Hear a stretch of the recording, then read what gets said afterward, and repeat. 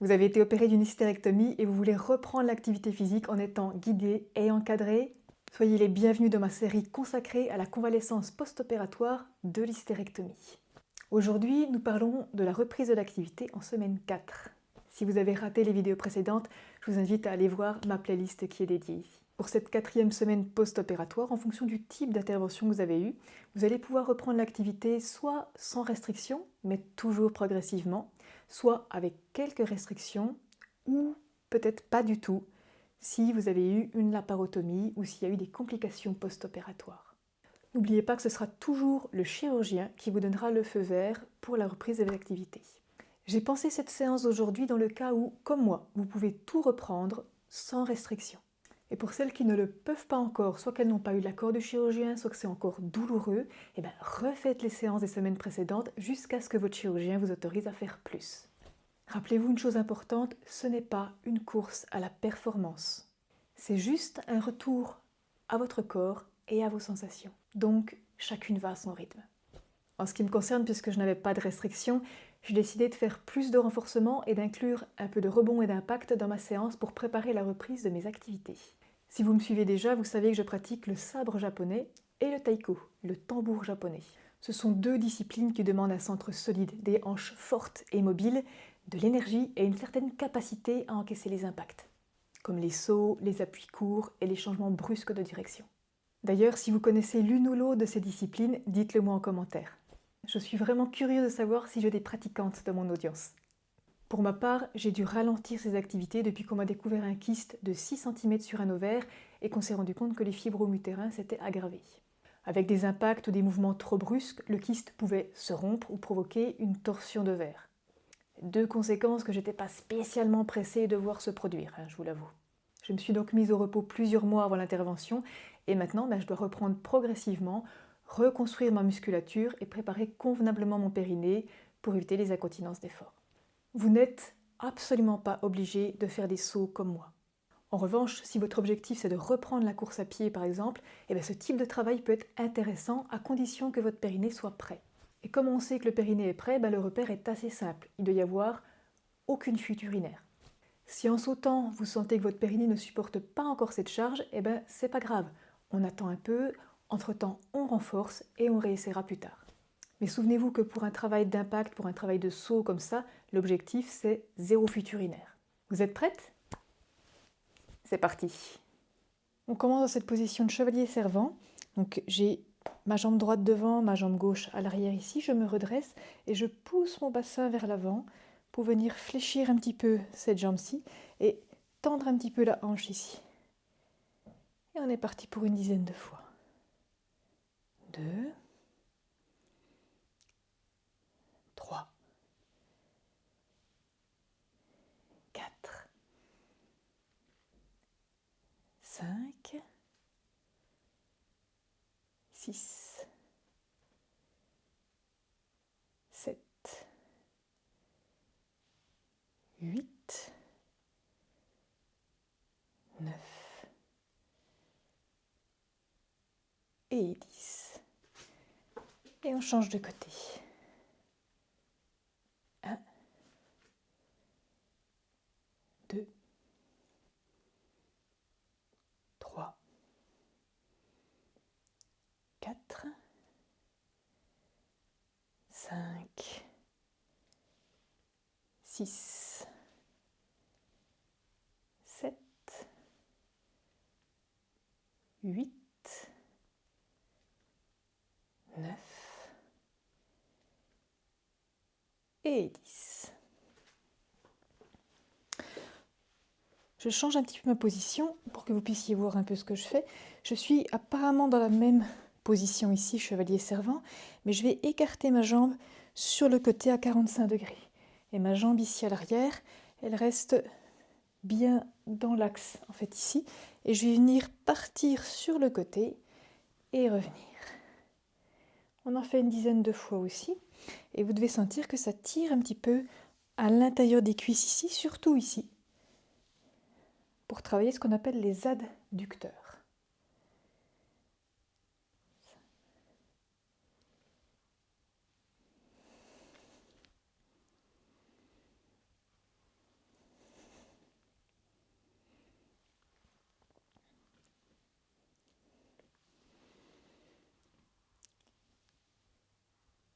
Parfait. Je change de côté. Donc je suis en position chevalier servant. Je m'écarte un peu sur le côté, ma jambe à l'arrière est bien dans l'axe. Le bassin est bien tourné de face ici. Et je pars sur le côté.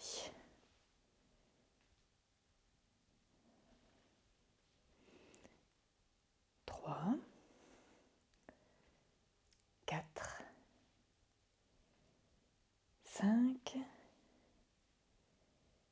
6, 7, 8, 9 et 10. Et on revient.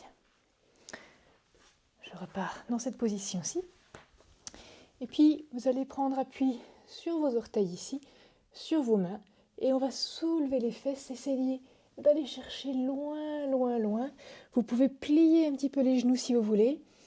Le but, c'est d'aller partir le plus loin possible ici. Et on revient assise. Encore, je soulève les fesses. Et je viens. Si c'est possible pour vous, vous pouvez poser les talons au sol. Essayez de garder les genoux tendus. Et vraiment essayer de partir le plus loin possible. Si c'est trop compliqué, que ça tire trop derrière les cuisses, on plie un petit peu les genoux. C'est pas grave. Et on redescend. Encore une fois. Et on va essayer de garder cette position. Et vous allez plier un genou. Je vais mettre mon pull différemment. Vous allez plier un genou. Gardez l'autre tendu. Et on alterne comme si on marchait sur place. 2, 3, 4, 5, 6, 7, 8, 9 et 10. Et on retente ici. Peut-être que vous allez vous rendre compte qu'après avoir fait ça, vous pouvez aller un peu plus loin. Si ce n'est pas le cas, ce n'est pas grave. Ça se débloquera au fur et à mesure. On va ici avancer un petit peu les mains. Et puis on va soulever un pied. Venir ici et essayer de le poser à côté des mains. On va essayer de pousser le bassin vers le bas pour essayer d'avoir une position la plus allongée possible. Donc pas être comme ça, pas être non plus trop basse, juste vraiment très très allongée. Si c'est compliqué, vous posez votre genou ici à l'arrière. Pour celles qui peuvent, on essaie de garder le genou tendu ici. On va prendre appui sur la main droite. Et puis la main gauche, puisque là c'est mon genou gauche que j'ai, va venir se poser sur le genou. Et on va se tourner pour regarder le plafond. Pour celles qui peuvent, on essaie de lever la main en direction du plafond. Pas trop loin en arrière, c'est pas ce que je vous demande, à la verticale. On revient, on repose. Et on va essayer de repartir dans cette position chien tête en bas, en tirant la jambe ici vers l'arrière. Et on repart, même chose, à droite. Je pose mon pied droit ici. J'abaisse le bassin. J'essaie d'être la plus allongée possible. Ma main droite sur le genou droit. Je me tourne vers le plafond. Et si c'est possible, j'amène la main pour que le bras soit bien vertical vers le plafond. Et on revient. Et à nouveau, chien tête en bas. Et on va faire encore une fois de chaque côté. La jambe gauche à côté des mains. Le bassin bien bas. À nouveau, vous pouvez très bien poser le genou, c'est pas très grave. Chacune fait comme elle peut à son rythme. Et on se tourne. N'oubliez pas de bien respirer. Je repars en arrière. Et on revient. Jambe droite. Le bassin, je me grandis. La main sur le genou. Et je tourne, j'écarte. On revient. Et on vient poser les genoux et tirer un petit peu en arrière.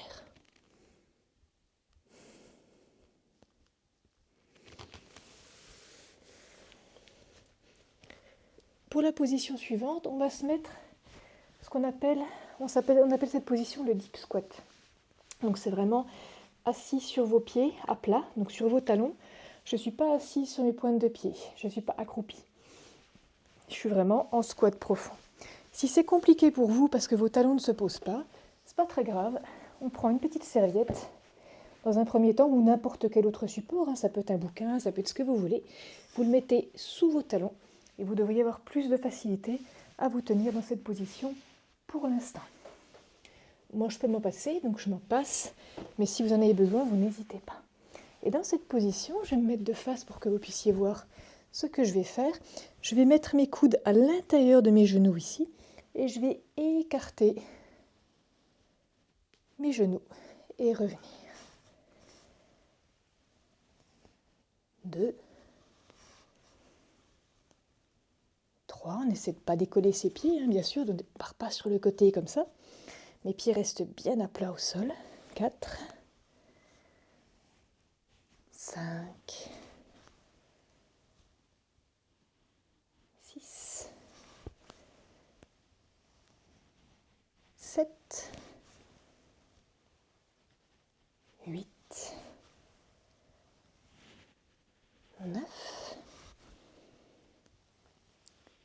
et 10. Vous voyez qu'aujourd'hui, j'ai décidé de mettre un petit peu le focus sur mes hanches, sur les hanches, pas forcément que sur les miennes, parce que c'est important aussi après une chirurgie au niveau du bassin. Ici, je vais me tourner sur le côté, je vais caler mon épaule contre mon genou, et puis ma main gauche ici va venir attraper mon pied droit. Donc je suis vraiment sur le côté. Je vais mettre ma main au niveau du creux de mon genou et repousser mon genou le plus loin possible. Et je reviens 5 fois. 2, 3, 4 et 5. J'essaie vraiment de tendre mon coude ici. Je relâche, je reviens à droite. J'enlève ma tresse, me gêne un petit peu. Et on vient faire pareil de l'autre côté. Je coince mon épaule ici. Je trappe mon pied gauche avec ma main droite. Je cale ma main contre mon genou. Et je pousse, je tends mon coude. Et je reviens. 2, 3, 4 et 5. Et je reviens. On garde cette position. Si vous avez de la difficulté à la garder, si ça commence à chauffer un petit peu et être désagréable, vous sortez de la position, vous mettez la vidéo sur pause et puis vous y reviendrez un petit peu après quand vous serez un peu dégourdi au niveau des jambes. Mais celles qui peuvent rester, on reste pour l'instant. Et ce qu'on va faire, c'est que mon genou droit ici, eh bien, je vais amener toute la jambe en direction du sol. Je reviens et je fais pareil avec la jambe gauche. Je l'amène vers le sol et je reviens. 2, 3. J'essaie de me passer des mains au maximum, mais si vous avez besoin de vous appuyer, vous pouvez bien sûr. 4, 5, 6, 7, 8, 9 et 10. Et on revient. Pour la suite, je vais me tourner à nouveau un petit peu sur le côté, que vous puissiez voir sur le côté ce que je fais. Je suis toujours en deep squat, toujours dans cette position ici. Et ce qu'on va faire, c'est soulever les fesses, se relever, prendre une position de squat, la tenir 5 secondes. 4, 3, 2, 1 et on redescend doucement. Et on patiente 5 secondes aussi. 2, 3, 4, 5 et on se relève. 1, 2, 3, 4, 5, on revient. 1, 2, 3, 4, 5. Allez, encore. 1, 2, 3, 4, 5. C'est bien, c'est pas un exercice facile. Respirez bien. 2, 3, 4, 5. On va le faire 5 fois en tout.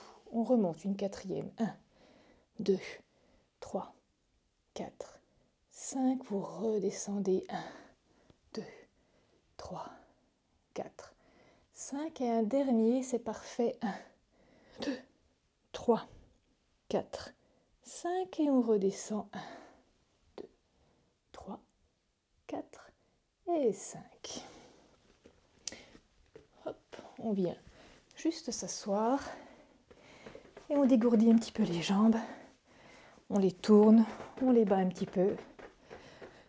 Et vous respirez bien, c'est très bien.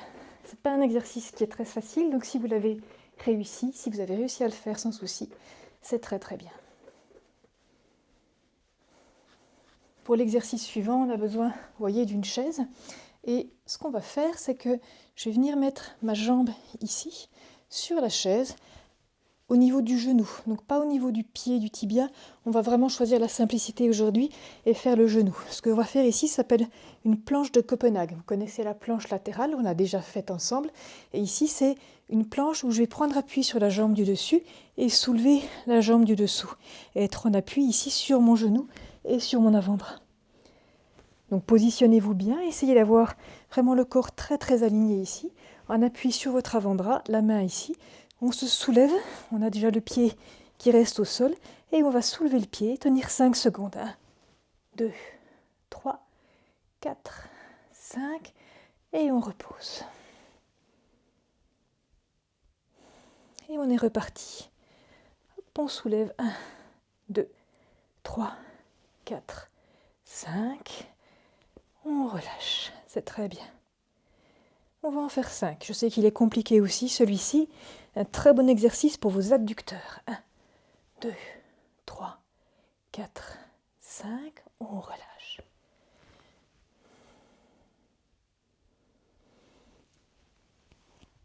1, 2, 3, 4, 5. On relâche. Allez, c'est très bien, on y est presque. On le fait une dernière fois. 1, 2, 3, 4, 5 et on relâche. Évidemment, on va changer de côté. Hop.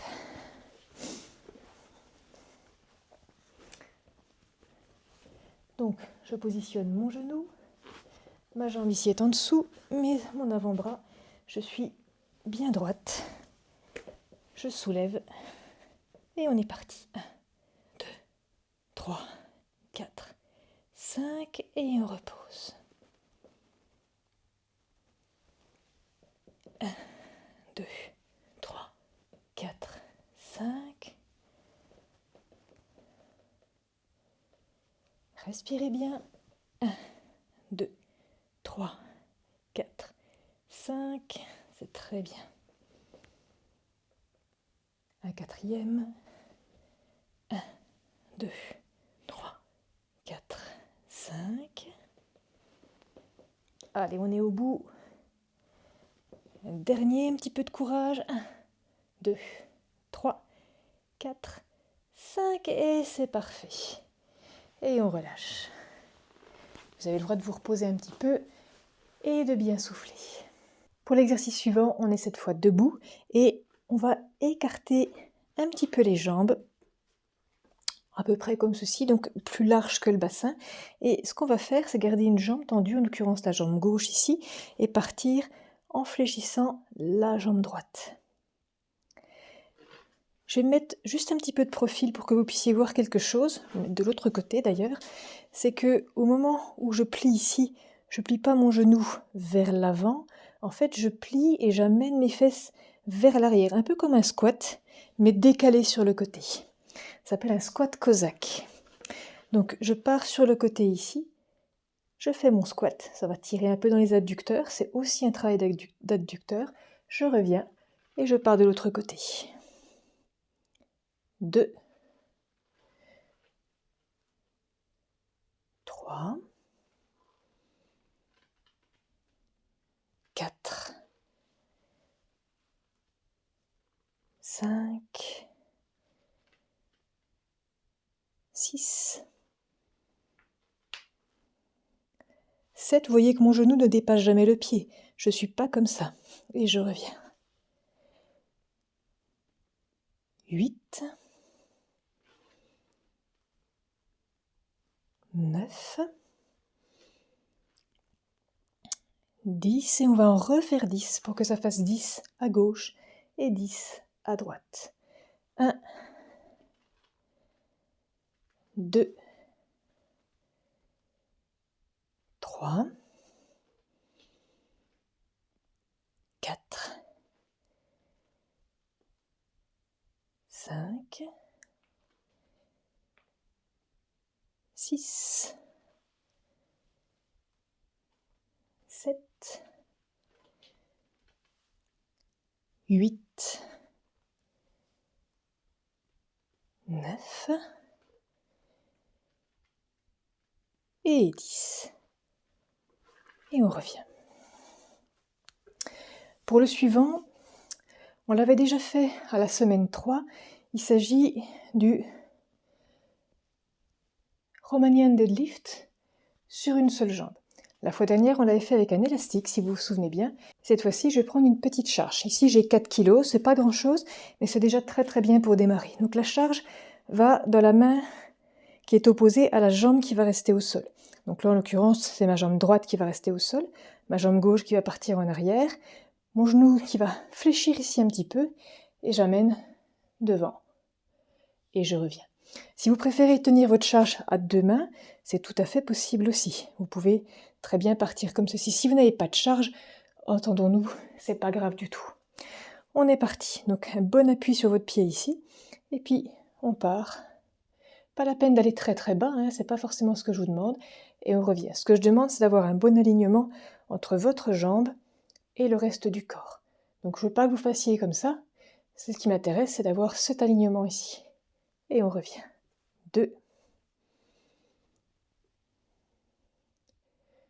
3, un très bon travail d'équilibre, un très bon travail du centre, donc des abdominaux profonds, et du périnée. 4,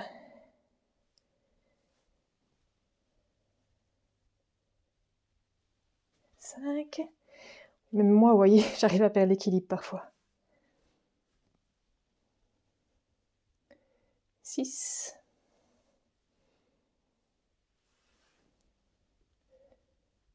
7,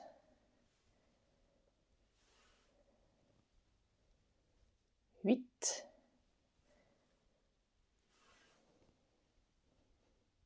9 et 10. Et on change de côté. Jambe gauche. 1,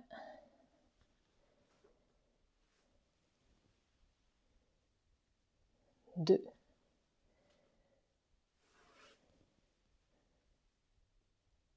3,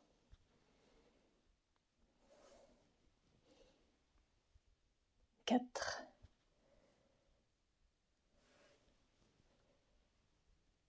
5,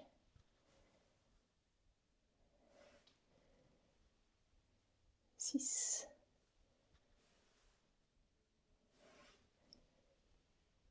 7,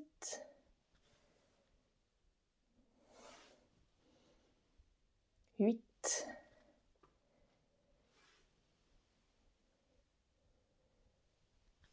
9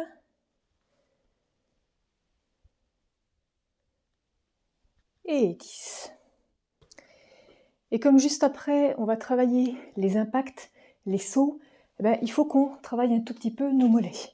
La dernière fois, on l'avait fait genoux tendus, et ici, je vais vous montrer autre chose. On va travailler nos mollets avec les genoux fléchis. Et comme on va faire, en fait, votre bassin ne va quasiment pas bouger, et vous allez monter sur la pointe des pieds dans cette position. Si vous avez besoin de vous tenir, d'avoir une chaise, d'avoir un mur, d'avoir un manche à balai, éventuellement, il n'y a pas de souci. Donc on peut se tenir très bien avec quelque chose, et celles qui y arrivent, on essaie de le faire sans se tenir. Et on est parti. 1, 2,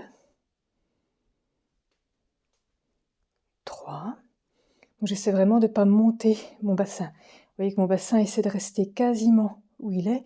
Et ce sont juste mes pieds qui montent et qui descendent. Et je monte lentement, Je redescends lentement aussi. Il ne s'agit pas de monter et ensuite, poup, de me laisser tomber. Je monte, je redescends lentement. 6. 7, très bon travail pour les cuisses aussi. Je ne sais pas si vous le sentez. Moi, personnellement, je le sens bien. 7. 8.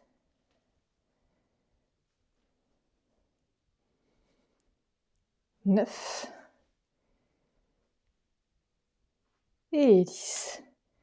Et on se redresse. Parfait, très très bien. On secoue un petit coup. On se relâche.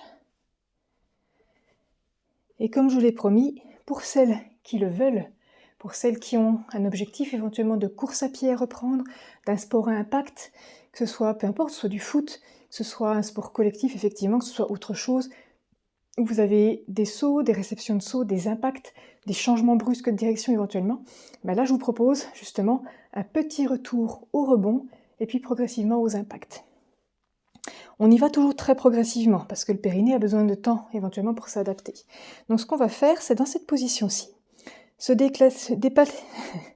dans cette position-ci, on va déplacer légèrement le bassin vers l'avant, ce qui fait que je suis en appui sur l'avant de mon pied. Et ce que je vais faire dans cette position, c'est simplement rebondir sur l'avant de mon pied, tranquillement. On va faire ensemble à peu près une dizaine de secondes. 1, 2, 3, 4, 5, 6, 7, 8, 9 et 10. Et on relâche.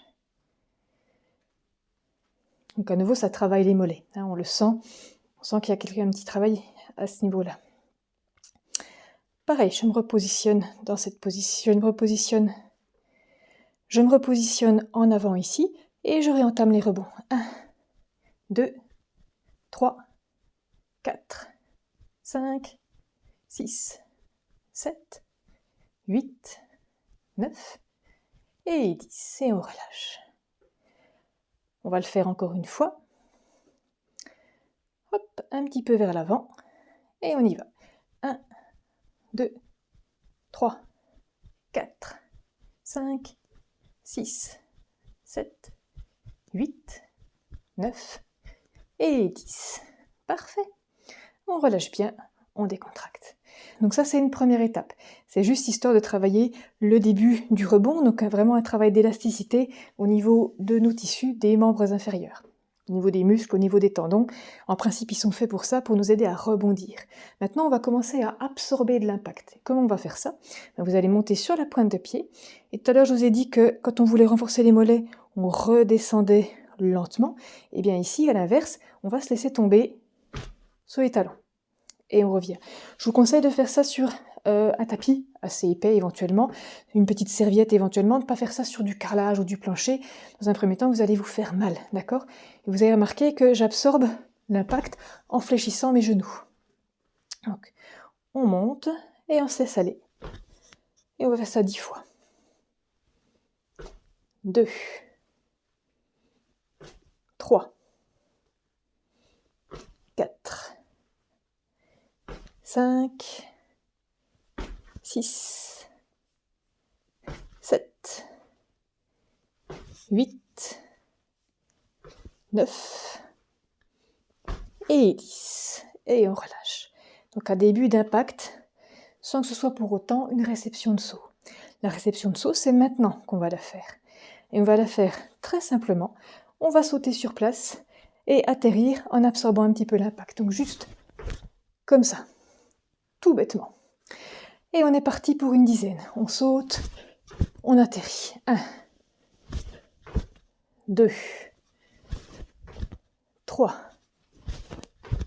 4, 5, 6, 7, 8, 9 et 10. Et on relâche. Avec cette vidéo, nous sommes arrivés au terme du premier mois de convalescence post-opératoire. Et pour la plupart d'entre vous, c'est le moment de reprendre le travail, si ce n'est pas déjà fait, et de retrouver une vie presque comme avant. J'espère sincèrement que ma série de vidéos vous a aidé à passer ce cap plus sereinement et à rendre cette étape un peu plus facile à vivre. N'hésitez pas à me laisser un commentaire pour me dire comment vous vivez cette période, pour partager votre expérience ou pour me poser des questions. Si c'est dans mon champ de compétences, je vous répondrai avec grand plaisir. Et si ce n'est pas le cas, je ferai de mon mieux pour vous orienter vers les personnes compétentes.